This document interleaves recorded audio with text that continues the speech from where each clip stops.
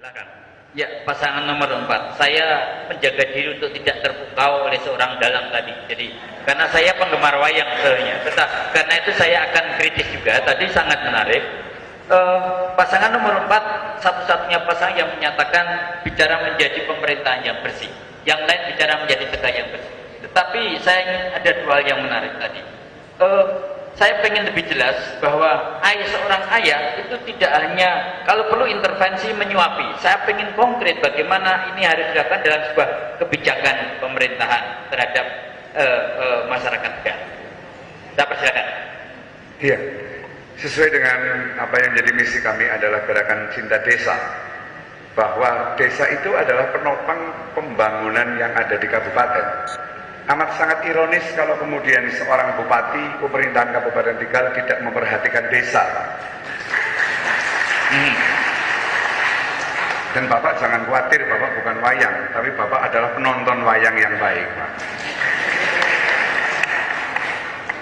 Ya, menarik juga. Tadi pasangan calon nomor 4 ini mengatakan akan menyumbang 500. Saya ingin tahu berapa sih jumlah desa di Tegal itu? Mohon diulangi, Pak. Berapa jumlah desa yang ada di Kabupaten Tegal dan kita akan tahu berapa anggaran yang Anda harus alokasikan kalau nanti Anda jadi bupati. 287 desa. Oh iya, jadi pas sesuai dengan data saya. Ya. Ya. Kemudian berapa persen dari anggaran itu akan digunakan untuk alokasi desa kalau dibandingkan total anggaran? Karena ini sesuatu yang tidak main-main bicara anggaran. Oke, terima kasih Bapak. Sangat barangkali orang akan mengejar dari mana uangnya yang 500 juta itu. Saya kira bukan diambilkan dari mana-mana, Pak. Cuma ini adalah pada strategi untuk pemindahan dan pelimpahan kebijakan.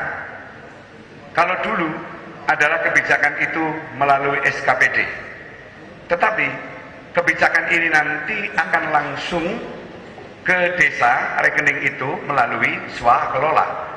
Dan kalau itu melalui swakelola akan mengalami pengiritan yang amat sangat banyak. Kalau SKPD itu tentu saja akan ada fee apa yang namanya proyek, kemudian bati 10%. Oke, Anda mau menggali potensi domestik ya. Ada satu lagi mumpung masih ada waktu 20 detik. Sangat menarik dan memang seharusnya begitulah pelayan publik, maksudnya ngurus KTP itu nggak bayar. Pertanyaannya adalah tetapi pegawai negeri itu gajinya kecil, bagaimana Anda harus mengkompensasi ketika nanti KTP tidak lagi harus ditarik? Ya, waktunya habis ya Pak. Cukup.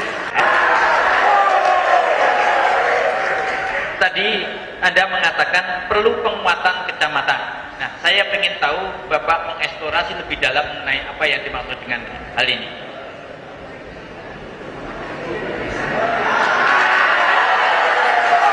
Saya mohon tenang supaya pasangan calon bisa menjawab dengan tenang pula ya. Terima kasih Pak. Mungkin saya bisa menjelaskan.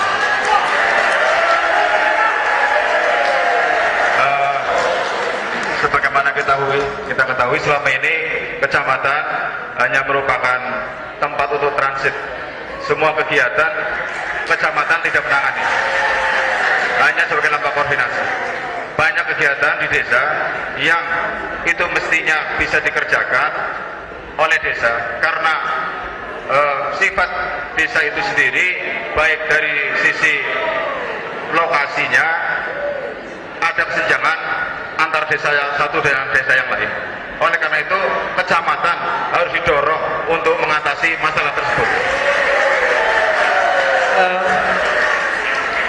Kira Undang-Undang Nomor 32 Tahun 2004 itu berbeda dengan Undang-Undang Nomor 5 Tahun 74. Saya pikir itu berbeda posisi kecamatan. Tapi sama ekspor yang lain. Tadi pasangan ini juga menyatakan santunan kematian 1 juta. Berapa angka kematian dalam 5 tahun dan berapa anggaran yang akan Anda keluarkan? Berapa rupiah yang akan Anda keluarkan untuk 5 tahun ke depan untuk menunjang ini? Kami punya asumsi. Setiap tahun asumsinya kalau setiap 5 orang itu akan ketemu kali 30 kemudian kali 1 juta ada sekitar 1,8 miliar, dan ini masih mampu untuk Kabupaten Tegal bisa menangani masalah ini. Terima kasih. Mana yang lebih baik, memberikan santunan kematian ataukah infrastruktur desa menurut pasangan ini?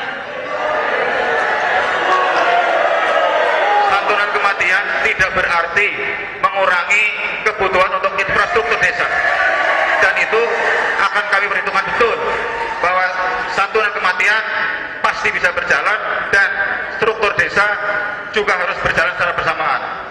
Anda sudah perhitungkan berapa anggaran untuk itu saja? Ya.